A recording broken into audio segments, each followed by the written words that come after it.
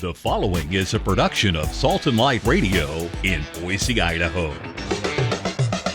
Kick off your work boots and pull up a boulder. It's time for Man Cave, discussing the issues that affect Catholic men in today's culture. Grab your favorite beverage, pick out a comfy spot around the campfire, and enjoy today's conversation with our two favorite cavemen, Pat King and Brian Howe.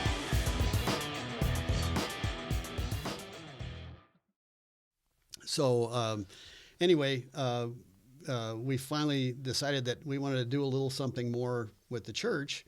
And that's when I finally convinced her that, let's start going to Catholic masses and stuff like that. So we did. And then the economy wasn't doing so good for us in computers and stuff in Eugene, Oregon. So we traveled back to Minnesota to visit, and things were going really well there. And my parents kind of convinced us to move back there. And so when we did that, I found a job, she found a job, and then we started doing marriage classes and stuff. And we wanted to get her to where she converted to the Catholic religion. So she was doing all these classes and stuff. And then after that, we wanted to have our marriage blessed.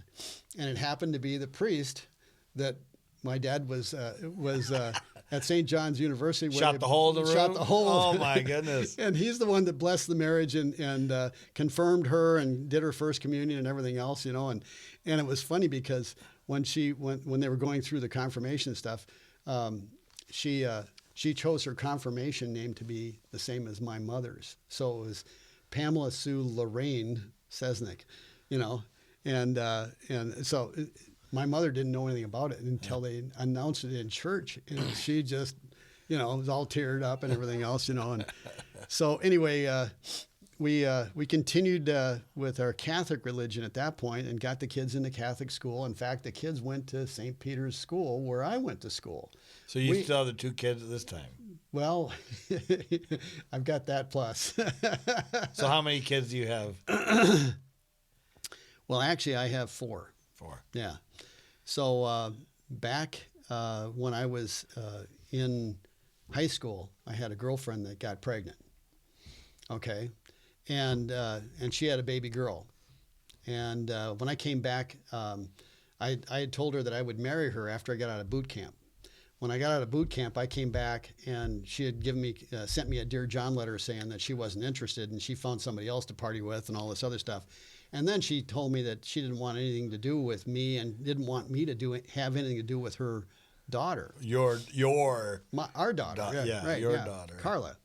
And so they didn't tell Carla until she was 16 years old that she was adopted, or not even adopted.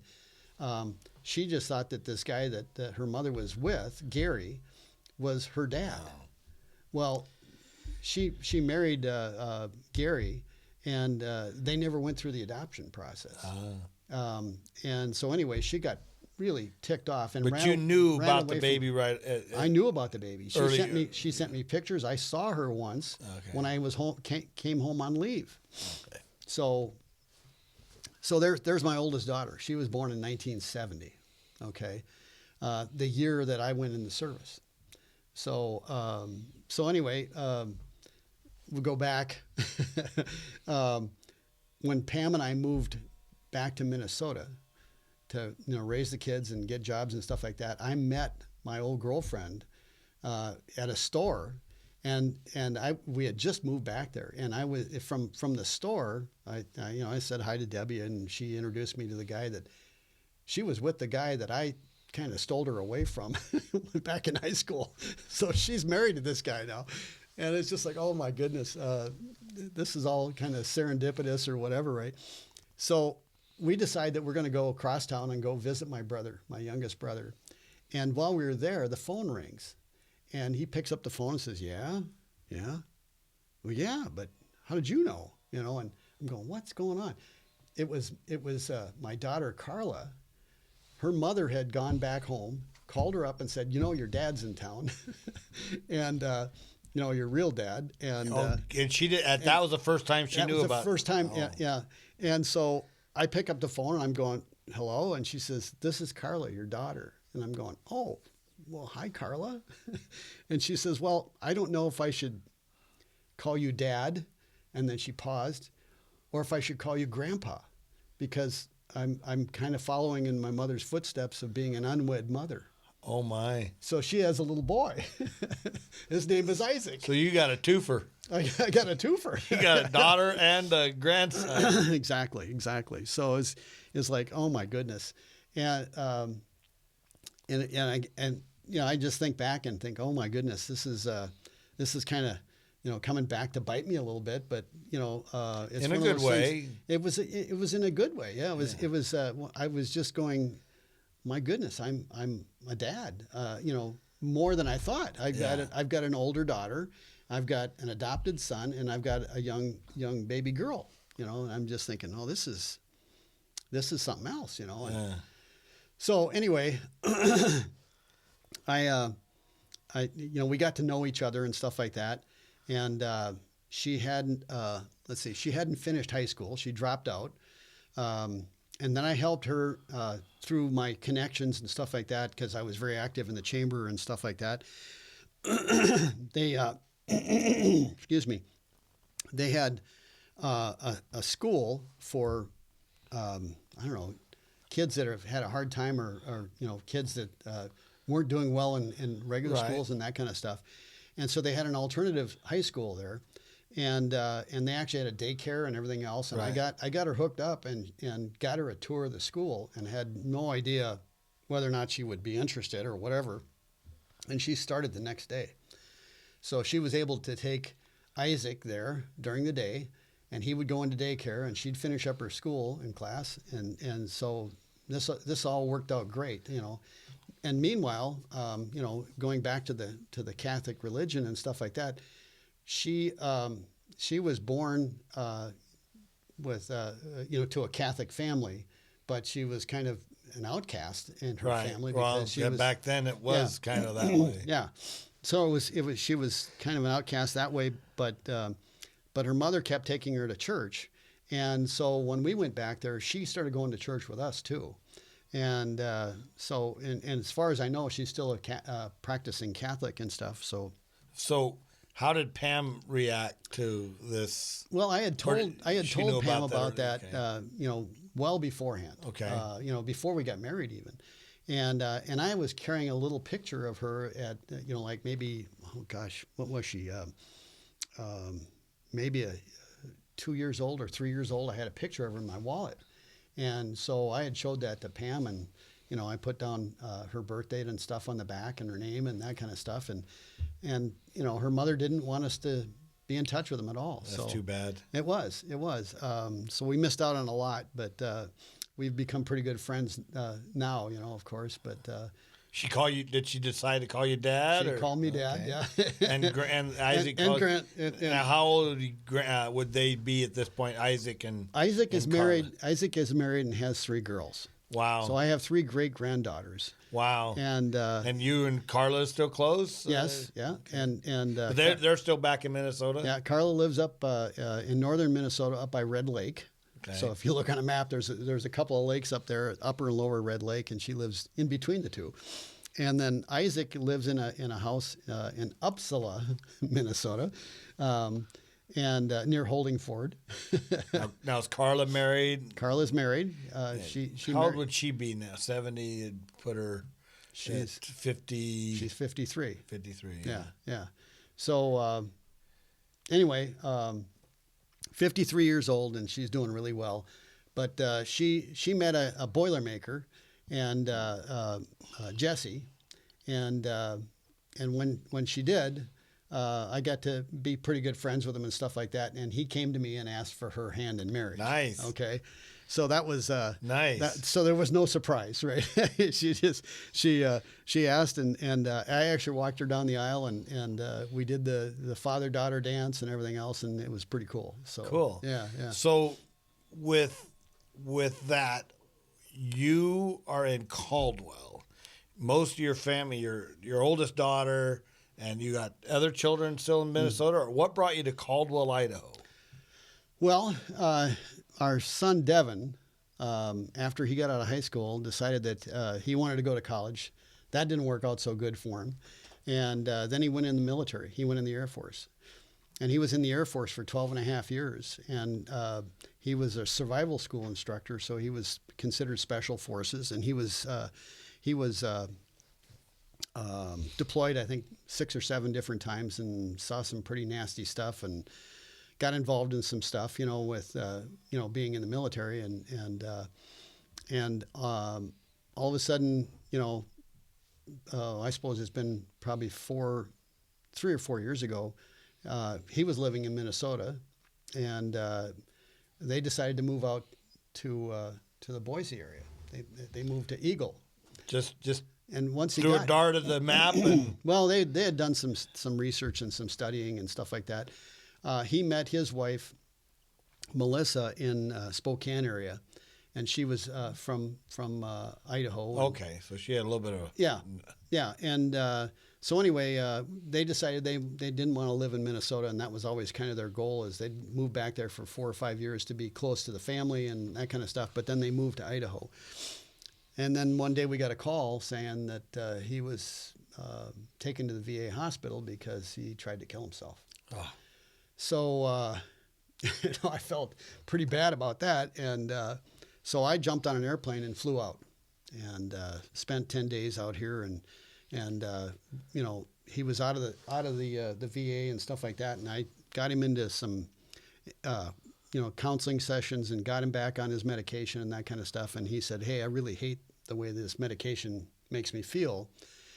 And I remember the psychologist that we met with when I was out here. I went to a couple of different appointments with him, and he said, he says the one thing about the medication that he was on and stuff like that is very sedative. So he just kind of felt like he was, he wasn't himself, that kind of stuff. And that's what kind of drove him away from keeping up with his medication. And he just felt so bad that he decided that he wanted to off himself. And so anyway, he's got 7 kids.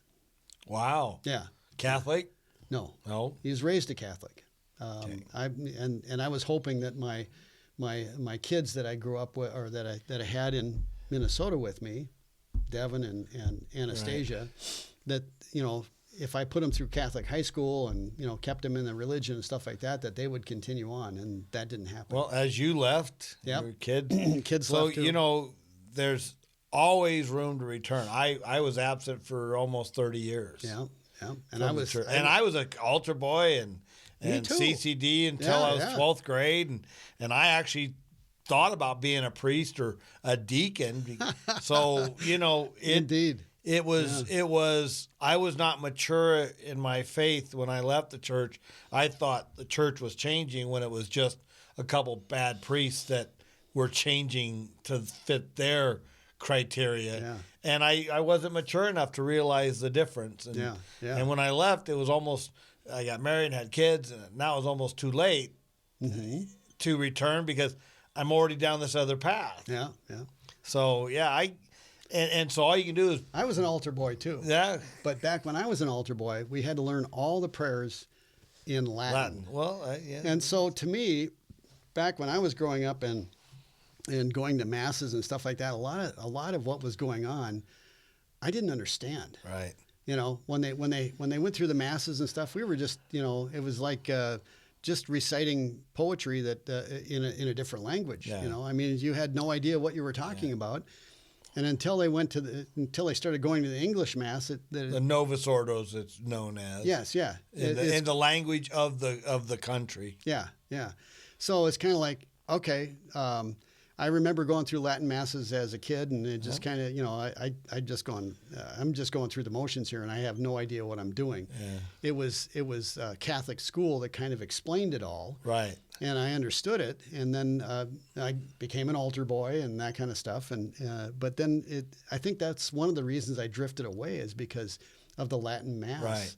And it wasn't until they really started going, doing everything in English, that it really made a lot more sense, and you could at least interpret what was going on. Well, I did another podcast on, is the Latin Mass the only way to be reverent at Mass? And I and I truly believe the scripture that talks about at Pentecost where they speaking in tongues. Mm-hmm. The every man of every nation was around and could hear the message of God in their own tongue, in their own language. Yes. And to me, I don't think the church would grow in places like Africa if it was only done in Latin, Mm-hmm. because there's different countries have different colonies. That whole continent is of so many different languages, Spanish or English or French, because different countries dominated, had colonies there, Mm-hmm. and they were taught those languages. And I don't think the church would be growing in leaps and bounds in Ghana right now if they were forced to learn in Latin. Yeah. I agree. And so Latin's a beautiful. I've gone to Latin masses. I think they're beautiful. I think it's very reverent, and I don't think we should not have them. But it shouldn't be the only. It's Latin or else. Yeah. And I don't think you're irreverent for wanting to go to a non-Latin. I grew up in the '60s, and it was Latin, and all I could observe was everybody just sat around, fiddling, doing a rosary, reading a different book. They were just in mass because it was obligatory, Mm-hmm. and not because they were participating. Yeah. And I think that's the big difference. I like the English novus, and I spent 2 months in Italy, and every mass I went to, except for the ones that were English by English priests, every mass I went to was in Italian. Oh. Okay, but like you said, you know the mass, Mm-hmm. you understand the mass, Yeah. you know what's going on. I can sit through French or Spanish Yeah. or whatever, and I understand Exactly. what's going So I think that it's great that we offer many different opportunities for people to learn the mass and feel part of the mass. on. Yeah, I agree. Anyway, so your son is he's doing okay. He's here. He's doing okay. Is he working? His marriage did not survive that. Did not survive that. But they're all still here. They're all still here. trying to live in the same vicinity so that they can co-parent. And I'm kind of hoping that maybe he'll stick his nose into a Catholic church and he'll go. Like I say, gag him and drag him. Well, you really can't do that when he's 40 years old. Yeah.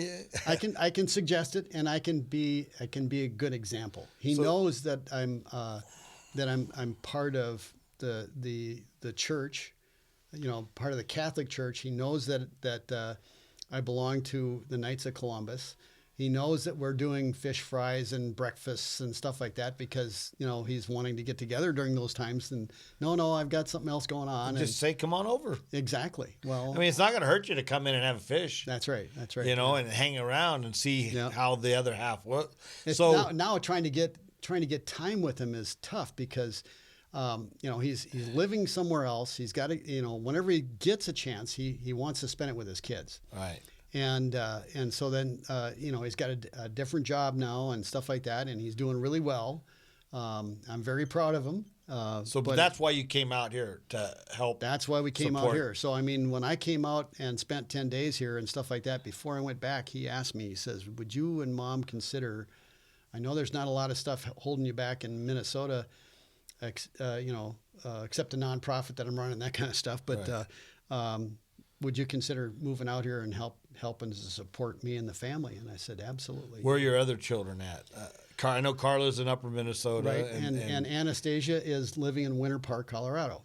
Oh, so that's not that far. No, it's a 12-hour drive from here. Yeah. But there's nothing back in Minnesota except for one brother yet, out of the. And all your other siblings are still alive?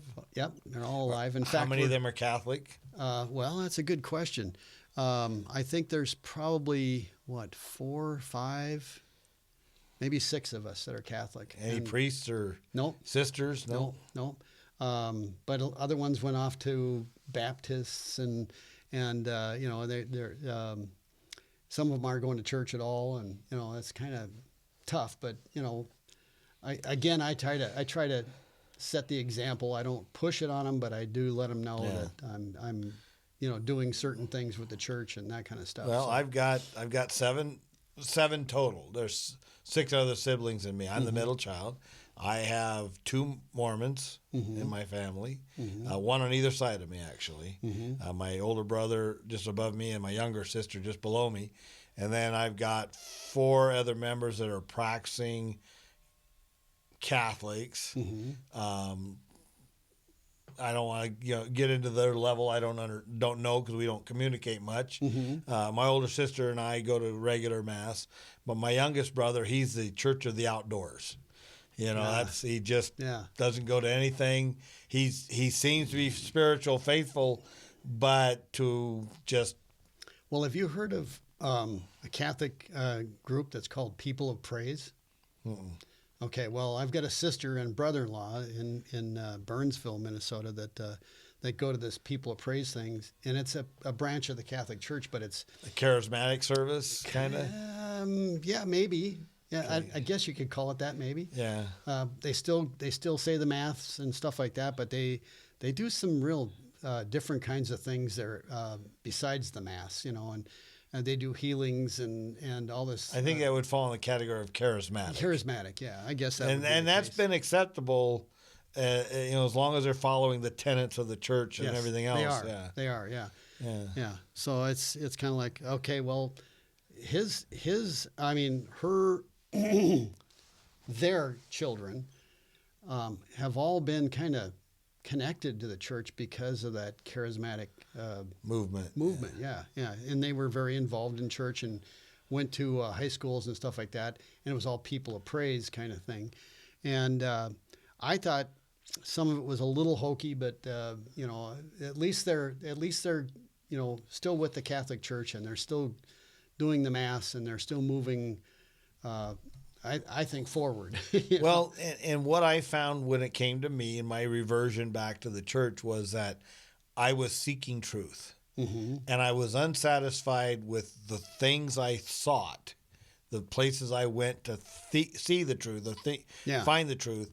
I was always dissatisfied with the result or the message that I was seeking. And eventually, and through St. Monica prayed for Augustine to come home and her husband to convert, and they did eventually. Yeah. And so that just time but when adults seek truth and they really are listening for the direction of the path, they usually find their way back home. I mean, you were in your 30s, mid to late 30s when you finally returned. Yeah. So, and then it was probably an evolution of progress to now you're a Eucharistic minister.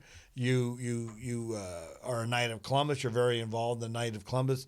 Both you and your wife are Eucharistic ministers. She's a lectern. Or she does both. She does both. Yeah. So you guys are very involved in the church, but it didn't happen overnight. No, and that's one of the things that we decided that we would do when we moved here is we would get involved, because when we were did you. I mean, you probably are more involved than people that have been in this parish most of their lives. Well, thanks, but it's one of those things where if I'm going to be part of something, I want to be involved. And we were Eucharistic ministers for 20 years back in Minnesota, and we went to different parishes as we moved in different places around the St. Cloud, Minnesota area. But I mean, we went to St. Francis Xavier. We went to St. Mary's. We went to St. Peter's. But every time we made that move, we got involved. We got to learn. And got to know the other parishioners, and that really helped to make you feel connected. And that's the message of my podcast and other times, that people convert, but then they don't get involved. They don't pursue. One, you gain a whole lot more knowledge all the time. Yeah. I mean, this church is over almost 2,000 years old, and so there's a lot of history. Plus, before Christ walked, there's a lot more history. So to just go to mass, and my current podcast right now out today is the mass enough? No, it was last week's. Is the mass enough?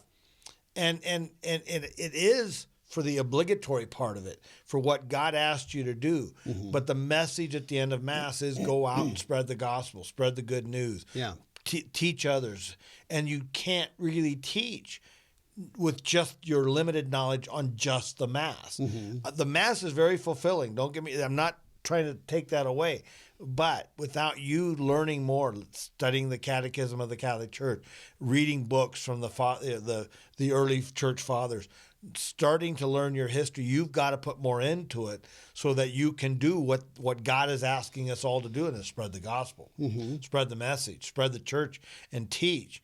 And yet, the more you're involved, don't you feel like you learn a lot more? Oh, yes. And it deepens your faith. And the other thing, too, is becoming more personal with the priests. Getting to know them better and stuff like that. Then I don't feel so awkward when I ask them for a blessing or or ask them for some guidance. The thing that I keep thinking back to is as we're getting more involved here, we're learning and getting to know people in the parish, but it's also serving God more by being parts of the Knights of Columbus. Right. I can go way back to when I was still back in St. Cloud.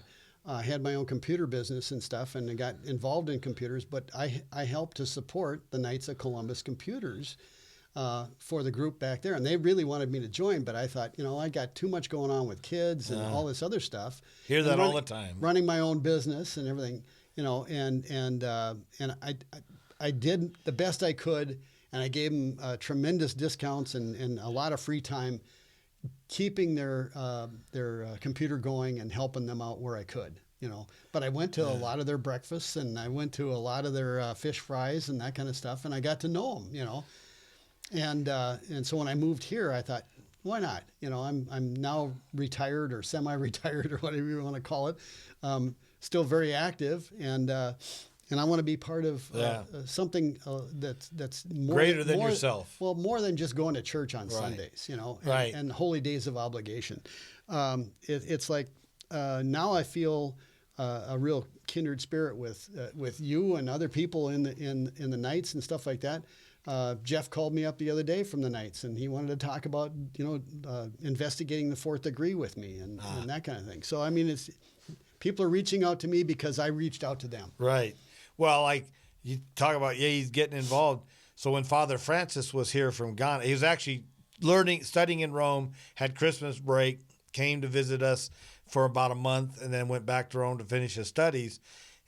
I mean, the Knights were, like kids in a candy shop with Father Francis, because Father Francis is a very jovial, happy, exuberant personality, and so welcoming and so appreciative. And that rubbed off on everybody. And we probably had when Father Francis came to our Knights meeting, because he's now an official Knight of Columbus at Our Lady of the Valley Council 38-6. There was the biggest crowd we'd had for a Knights meeting in the longest time. And the shirts he brought, they were made by his own parishioners back in Africa. He didn't have enough. Of course, he didn't get our sizes either. They were a little tight. They were tight. But I mean, everyone wanted their picture taken. It was so fun. Yeah. And that's because we had a priest in our midst, and it was hanging out with us. And it just, you can't get that by just going to Sunday Mass. Yeah.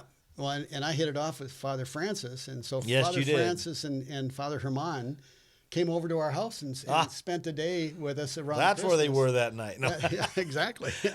I thought I was going to have to chauffeur him around. I barely got to see Father Francis. He was coming to visit me and stay at my house, but I never got to see him. Yeah, so. He's a great guy to get to know. He was a great gift. Yes. And it's kind of funny because he's from Africa. He's kind of hard to understand, but you got to listen close and stuff like that. I found the same thing with Father Herman. Oh yeah. But he has learned so much about the English language, and he really it's fun to talk with him. But to them, here they are. You've got a priest from Ghana, a priest from Mexico, and yet the Mass is still the Mass. It's still a Mass. It's still the same Mass, and that's the beauty of the universality of our Catholic upbringing and our Catholic Church, is that you would think that a Ghana priest would be saying a different Mass, but no. The only thing is, in Ghana they do 2.5-hour masses. Oh wow! You didn't know that? No. Yeah, so the parishioners, almost at every occasion, they get up and dance and sing and beat the drums and parade around, and they have to wait for them to settle down to then continue on. The priest just stands there and waits, move. And that's what I say. If it was Latin Mass only, that would never be allowed. That would never happen. No. Because it's not a participatory thing. And the reason why they get up and dance is because those African countries have been forced to do that same kind of parading for their military leaders or their dictatorial leaders or whoever the government officials were, their kings or whatever. They were all supposed to dance and be, this great man. And now they get to meet God. They get to be involved with God.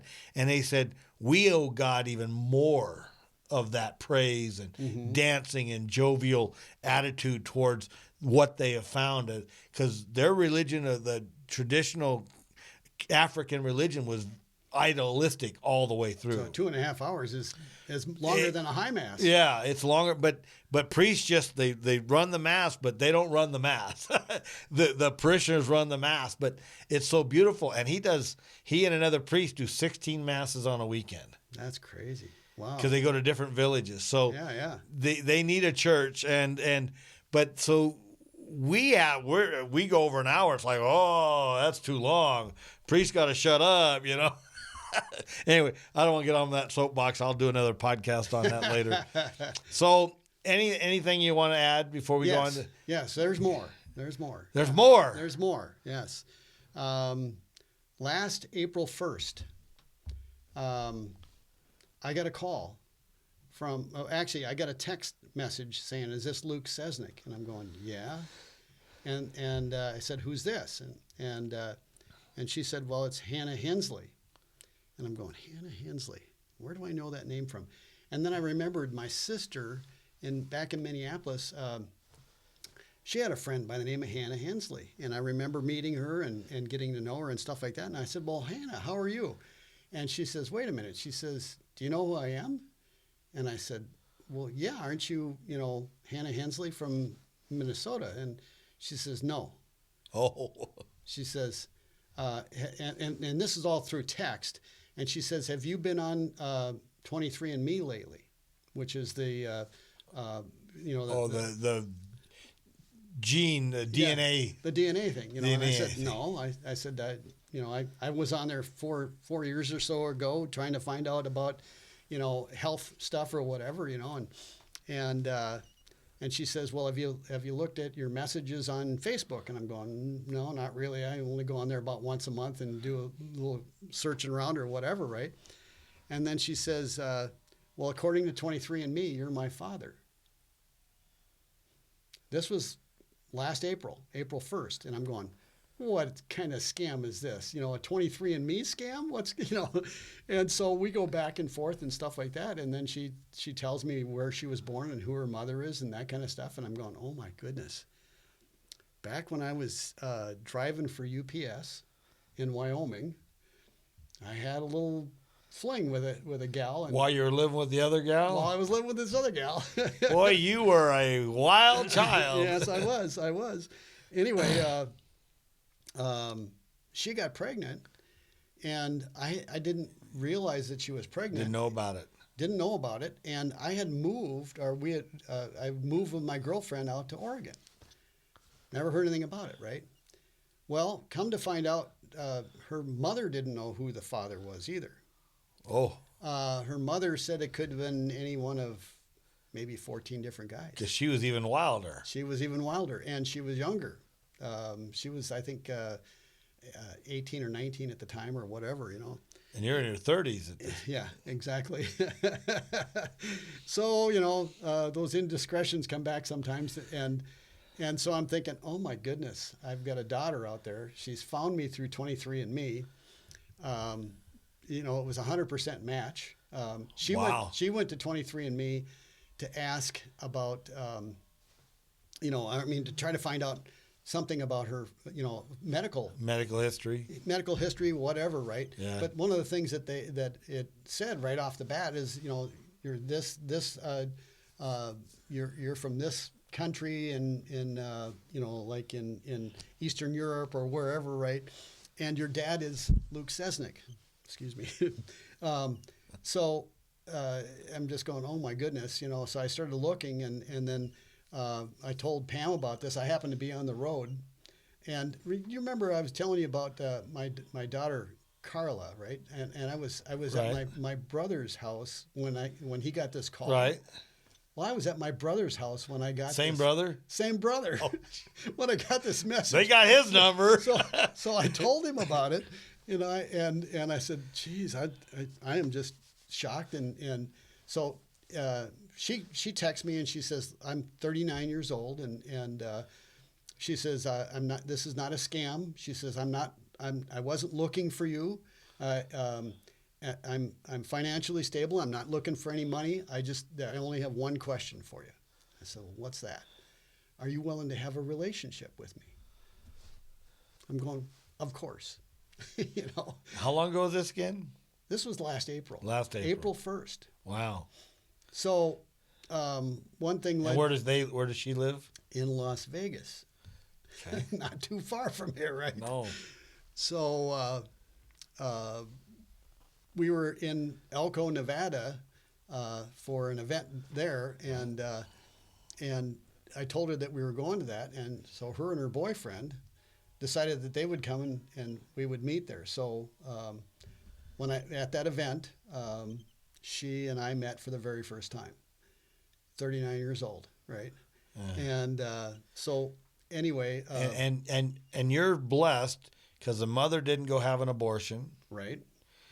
Even though she probably didn't know how to find you because she didn't know who the father was. She didn't know who the father was. She raised the child. Right. Did she raise it? Turn out to be a good? She asked her mom, do you know this Luke Cesnik from Minnesota? And she's going, no, I don't know this person, you know. And anyway, it was the people that she was living with at the time happened to be her sister. And she was from the Appalachian area back east, and she had came out to live with her sister, and that's how we kind of met up and stuff like that. So it wasn't until she told her Aunt Joanne who I was that she goes, "Oh my goodness, it was the UPS guy." You know, boy, do I know how to deliver, right? So anyway. She remembered me. I remembered her, her aunt. Yeah. And so we got together. We got a chance to meet. Then we had another event in Pahrump, Nevada. I know where that is. Yep, got a chance to meet her there. And then this last in January, we were in Lake Havasu City, Arizona, and she came and spent the weekend with us there. So I've gotten a chance to get to know her and stuff like that. So she works for a big casino in Las Vegas. So we stay in touch. Oh, nice. So, but there is one other thing. She was married and divorced, and she has a daughter. So you have another grandchild. I got another grandchild that lives up in Canada. And that's where her ex lives. Yeah, exactly. Her ex lives up there, and so it's one of those things where. Now Hannah wouldn't be Catholic, would she? No, Okay. no, I don't think she's religious at all. Well, okay. Now you have influence. Now I have influence. That's right. Yeah. So this just goes to show you that no matter what we do to disorder our lives, God still seeks you in such a great way and will utilize you in such a great way. Now you have a positive influence that you have daughters that know who their father is and want a relationship, and you now have by your own life yourself have corrected your path and come closer to God, and now you can hopefully spread that same message on to your children and your grandchildren. Yeah. And that's, God will always bring something good out of it's definitely something good. I mean, it is an absolute blessing and a miracle. Yeah. I mean, that this has even happened. Yeah. And so that's why you said you had 4 children. And even though you and Pam only have 2, one together, Yeah. one on her own, and then you've got to others. So it's mine, hers, ours, and you know. But you know, the thing is, God doesn't seek perfection. Yeah. He seeks your heart. He seeks your love and devotion to Him. And you found your way back. You and Pam both. You're now helping your son out, and you get to see your grandchildren here in this area. So, your life doesn't have to be. You shouldn't think that it's hopeless. Yeah. You shouldn't think that woe is me and all these chaotic moments, because there is great joy in seeking truth and being, no matter what God gives you, it's always going to find something good to come out of it. Yeah, and more things came out of this, for all of us, really, because my oldest daughter that lives in Minnesota flew out and spent a long weekend with her in Las Vegas. And it's like nice, the kindred spirits. They had no idea they had so much in common. Oh. And she's talked with my son Devin and with my daughter Anastasia, and she is just so excited about the fact that not only did she gain a father that she didn't know existed or who it was, but she got brothers and sisters. Yeah. You know? So well, and so that's the whole message. That's the whole point of these episodes, these podcasts of conversion stories, reversion stories. It's to spread the fact that there's hope, that there's a better message out there, that God wants us all, no matter how we come about, God will make good things out of it. And I'm very grateful to Luke for coming in and sharing his story. Now I will say that he's alluded to events and hot air. He's full of hot air. We get a rise out of him. So we're gonna do one more episode, but about the what his passion is outside the church, what his ministry's been. He runs an organization called Freedom Flight, which he's a pilot for a hot air balloon, the POWMIA.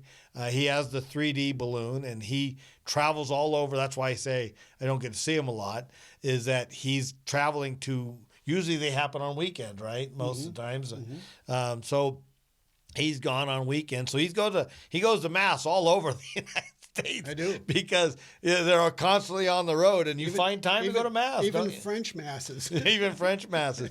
So that was in Burlington, Vermont. Our next episode will be more on the POWMIA message and mission of the Freedom Flight organization. They have 4 pilots, 4 balloons and 9 pilots, and we'll get into all that in the next episode. But for now, I just want to thank you for listening, tuning in. Thank Luke for being here today. We do have a lot of things in common, not just our faith, but our journeys and our stories. And everybody has a story to tell. And if I can interview you, I've got other friends that do podcasts. They can interview you.